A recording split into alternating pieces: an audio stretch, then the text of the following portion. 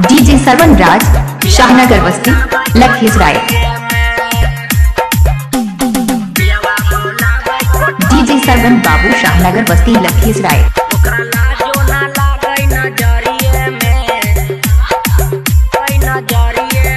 सखी दाल भात चटनी थरिये में, ये सखी दाल भात चटनी डीजे सरवन राज में, शाहनगर बस्ती, बोलावे कोठरिये में, ओकरा लाजो ना लागे नजरिये में, पियावा बोलावे कोठरिये में।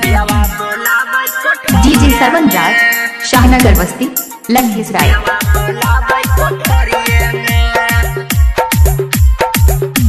हाँ पिया बेला करो है खेला, बोलबो है सखी आँख मार गे, कहो है धानी पिलाई दे पानी, गिलास में तानी ढार गे।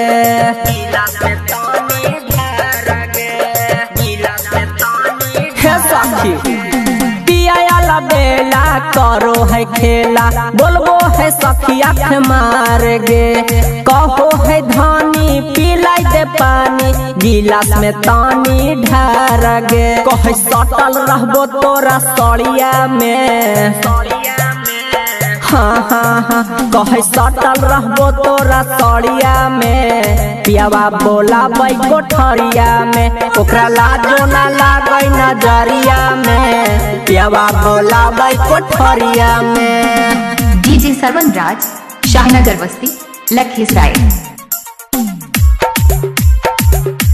डीजे सरवन बाबू, शाहनगर बस्ती, लखीसराय। नया नया तरीका से पियावा करो है सखी प्यार गे, कुंदन दीवाना सॉन्ग हत धर कई डीजे स्टार के।